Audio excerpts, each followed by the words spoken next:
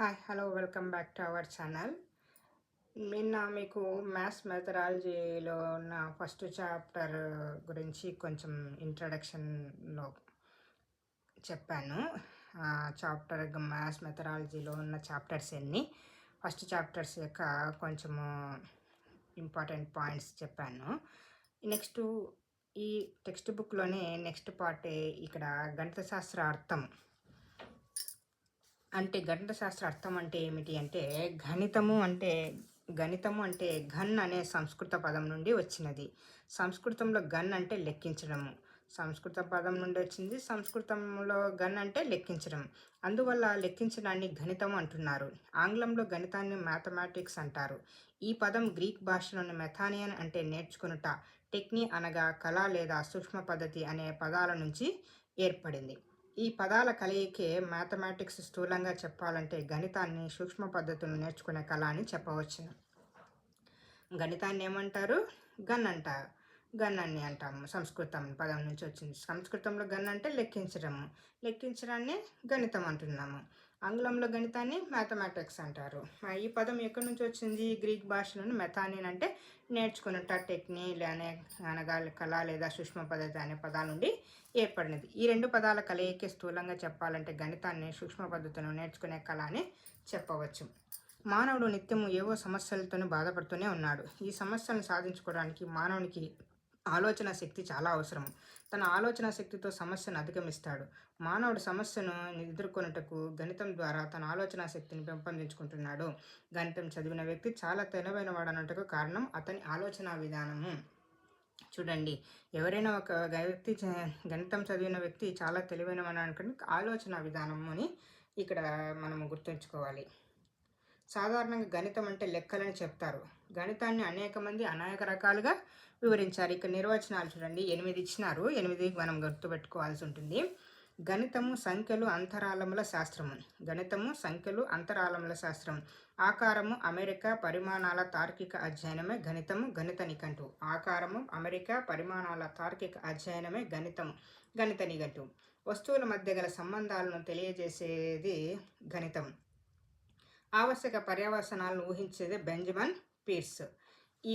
మీకు బాగా గుర్తుపెట్టుకోవాలి. ఈ నిర్వచనాలను ప్రతి ఎగ్జామ్లో కంపల్సరిగా ఒక నిర్వచనం అనేది ఉంటుంది.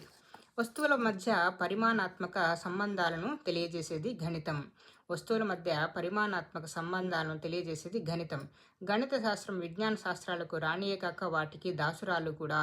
చూడండి, ఇక్కడ కొత్తగా ఈ టెక్స్ట్ బుక్లో గణిత శాస్త్రం విజ్ఞాన శాస్త్రాలకు రానియే కాక వాటికి దాసురాలు కూడా అని అంటారు. దాసురాలు అంటే సేవకురాలు. కానీ గణితము అమూర్త భావనలతో కూడా శాస్త్రము. అమూర్త భావనలు అంటే తెలియని వాటికి. పరిమాణబద్ధ ఆలోచనలను వ్యక్తం చేయడానికి ఉపయోగపడే భాష గణితం అంటారు. అంటే మన పరిమాణం అంటే ఏదైనా మన కొలత 4 లీటర్స్ అలా ఉంటాయి కదా, పరిమాణబద్ధం. కేవలం భాషా స్వరూపం అనేది ఇంకొక నిర్వచనం నేను రాసుకున్నాను, ఓల్డ్ టెక్స్ట్ బుక్లో ఉండేది. అది కూడా మీకు చెప్తున్నాను చూడండి. మానవ నాగరికతకు అర్థం వంటిది అనేది కూడా గణితం అని మనకు తెలుసు. కేవలం భాషా స్వరూపం అనే దానికి కూడా గణితం యొక్క నిర్వచనం ఓల్డ్ నోట్ బుక్లో ఇక్కడ 2008 టెక్స్ట్ బుక్లో ఇచ్చారు. చూడండి, ఈ విధంగా గణితం యొక్క అర్థము, స్వభావము, పరిధి గురించి ఈ చాప్టర్లో ఇచ్చారు. గణిత శాస్త్రము అంటే మనం చిన్నప్పటి నుంచి ఏదైనా ఏ ఒక్క విషయంలో కూడా మనం గణితం ఉపయోగిస్తున్నాం. పుట్టినప్పటి నుంచి మరణించే వరకు కూడా మనం గణితాన్ని ఉపయోగిస్తున్నాం. కాబట్టి గణితాన్ని మనకు ప్రతి వ్యక్తి సెకండరీ స్థాయి వరకు నేర్చుకోవాలని చెప్పాడు. ఎవరు? కొఠారి కమిషన్ చెప్పింది.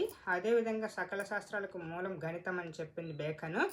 ఈ విధంగా మనకు ఇంతటి ప్రాముఖ్యత కలిగి ఉంది కాబట్టి ఉన్నత పాఠశాల వరకు నేర్చుకోవాల్సిందని, కంపల్సరీగా నేర్చుకోవాలని మనకు పెట్టారు. చూడండి, 10th క్లాస్ వరకు మనకు మ్యాథ్స్ కంపల్సరీగా ఉంటుంది. ఆ తర్వాత ఇష్టం అయితే మళ్ళీ అక్కడ గ్రూపులుగా అన్నీ చేంజ్ అవుతాయి కాబట్టి అంతవరకు కంపల్సరీ అని చెప్పారు. గణిత శాస్త్రం అర్థం అంటే ఇంకా గణితంని మనము సంస్కృతంలో గన్ అంటాము. సంస్కృతంలో గన్ అంటే లెక్కించడం అంటాము. లెక్కించడాన్ని గణితం అంటున్నారు. ఆంగ్లంలో గణితాన్ని మ్యాథమెటిక్స్ అంటారు. ఇది ఎక్కడి నుంచి వచ్చింది ఈ పదం అంటే గ్రీక్ భాషలోని మెథానియన్ అంటే నేర్చుకుంటా, లేదా కళ లేదా సూక్ష్మ పద్ధతి అనే పదాల నుంచి ఏర్పడింది. ఈ 2 పదాల కలయికే మనకు స్థూలంగా మనం ఏమంటాము, గణితం అంటాము. ఈ విధంగా సూక్ష్మ పద్ధతులు నేర్చుకునే కళని గణితము అంటాము. స్థూలంగా చెప్పాలంటే గణితాన్ని సూక్ష్మ పద్ధతులను నేర్చుకునే కళ అని చెప్పవచ్చు. అంటే మనం షార్ట్కట్లో చిన్నగా ఈజీ మెథడ్లో నేర్చుకోవడాన్ని మనం మ్యాథమెటిక్స్ అంటాము. ఈ నిర్వచనాలన్నీ గుర్తుపెట్టుకోవాలి. 1కి 2, 3 సార్లు నా వీడియోని వినండి. ఈ వీడియో మీకు ఉపయోగపడినట్లయితే కామెంట్ చేయండి. Thank you for watching. Please subscribe my channel.